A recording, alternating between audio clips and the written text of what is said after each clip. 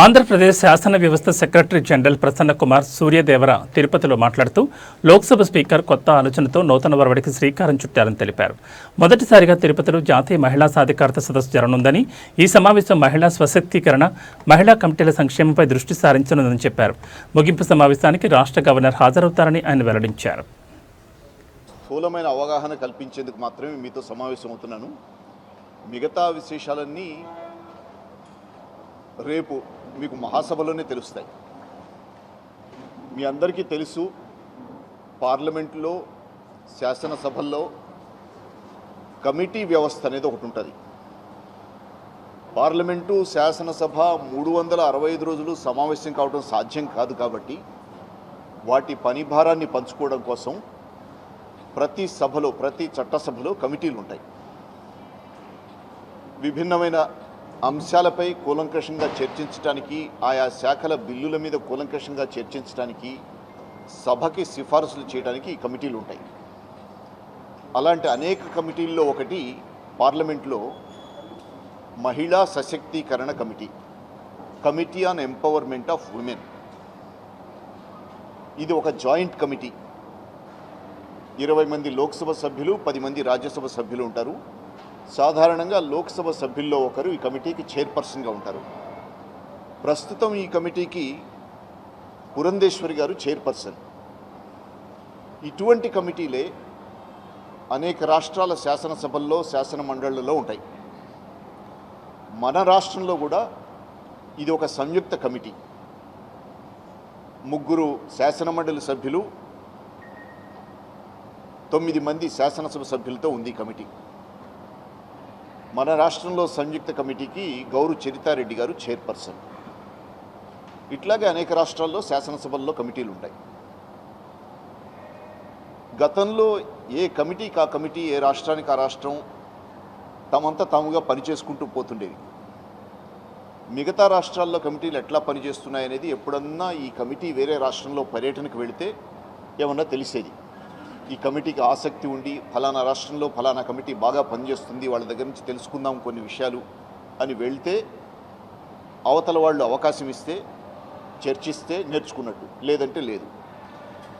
ఈ లోపాన్ని పూరించడానికి లోక్సభ స్పీకర్ గారు ఈ సంవత్సరం కొత్తగా ఒక ఒరవడి మొదలెట్టారు.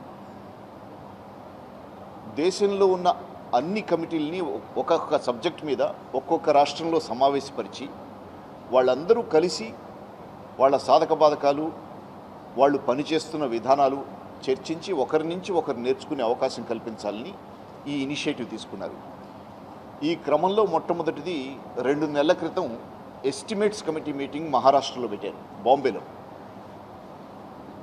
గత నెలలో షెడ్యూల్డ్ కాస్ట్, షెడ్యూల్డ్ ట్రైబ్స్ కమిటీల మీటింగ్ పెట్టారు భువనేశ్వర్లో. ఈ పరంపరలో 3వ సమావేశం మహిళా సశక్తీకరణ, మహిళా సంక్షేమ కమిటీల సమావేశం మన రాష్ట్రాన్ని ఎంచుకున్నారు. 3 నెలల క్రితం మనకు ఆఫర్ ఇస్తే మన స్పీకర్ అయ్యన్న పాత్రుడు గారు మేము ఆతిథ్యం వహిస్తాం సార్ అని చెప్పారు. ముఖ్యమంత్రి గారిని సంప్రదించి ముఖ్యమంత్రి గారి ప్రోద్బలంతో, ప్రోత్సాహంతో లోక్సభకి మనం ఆమోదం తెలిపాం. ఇది ఒక 2 రోజుల సభ. దీనికి ఒక స్టాండర్డ్ ప్యాటర్న్ ఉంటుంది. లోక్సభ మార్గదర్శకత్వంలో ఈ కార్యక్రమాన్ని మనం నిర్వహించుకుంటూ ఉంటాం. లోక్సభ స్పీకర్ గారు స్వయంగా ప్రారంభ సమావేశానికి, ముగింపు సమావేశానికి అధ్యక్షత వహిస్తారు. రాజ్యసభ డిప్యూటీ చైర్మన్ గారు కూడా ఈ కార్యక్రమానికి హాజరవుతారు.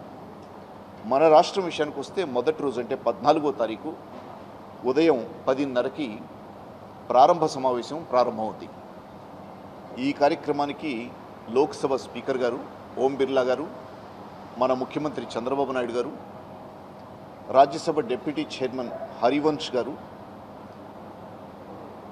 మన శాసనసభ స్పీకర్ అయ్యన్న పాత్రుడు గారు, డిప్యూటీ స్పీకర్ రఘురామకృష్ణరాజు గారు, ఒకరిద్దరు రాష్ట్ర మంత్రులు, జిల్లా ఇన్ఛార్జి మంత్రి అనగాని సత్యప్రసాద్ గారు, వీలైతే శాసన వ్యవహారాల శాఖ మంత్రి పయ్యావుల కేశవ్ గారు, లోక్సభ కమిటీ చైర్పర్సన్ పురంధేశ్వరి గారు, మన రాష్ట్ర కమిటీ చైర్పర్సన్ గౌరు చరితారెడ్డి గారు, వీరందరూ వేదిక మీద ఉండి ప్రారంభ సమావేశాన్ని నిర్వహిస్తారు. లోక్సభ స్పీకర్ గారు అధ్యక్షత వహిస్తారు, ప్రారంభోపన్యాసం చేస్తారు. మన ముఖ్యమంత్రి గారు ముఖ్య అతిథిగా హాజరవుతారు. అందరివి క్లుప్తంగా ప్రసంగాలు ఉంటాయి. ఈ కార్యక్రమం ముగిశాక వచ్చిన అతిథుల గౌరవార్థం ముఖ్యమంత్రి గారు మధ్యాహ్న భోజన విందు ఏర్పాటు చేస్తున్నారు ఇదే ప్రాంగణంలో. ఆ తర్వాత ప్లీనరీ సెషన్స్ ఉంటాయి. ఒక 2-3 థీమ్స్ ఆ కమిటీ ఎంచుకుంటుంది. ఆ 2-3 థీమ్స్ మీద కూలంకషంగా ఈ దేశవ్యాప్తంగా ఇంకొక పాయింట్, మొత్తము కమిటీలన్నీ హాజరవటం సాధ్యం కాదు కాబట్టి ప్రతి కమిటీ నుంచి ప్రతి రాష్ట్రం నుంచి 4 సభ్యులు ఒక చైర్పర్సన్ చొప్పున నామినేట్ చేయమని స్పీకర్ గారు రిక్వెస్ట్ చేస్తే ఆయా రాష్ట్రాల నుంచి మనకి 5 చొప్పున వస్తున్నారు. ఈ సభ్యులందరూ కూర్చుని ప్లీనరీలో థీమ్స్ మీద చర్చించి చివరికి ముగింపులో అదే రోజు కానీ లేక 15వ తారీఖు ఉదయం కానీ ఒక తీర్మానం ఆమోదించే అవకాశం ఉంది వాళ్ళు ఎంచుకున్న థీమ్స్ మీద.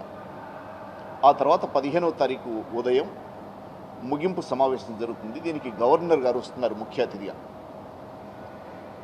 Same more or less same guests ఉంటారు డాయస్ మీద.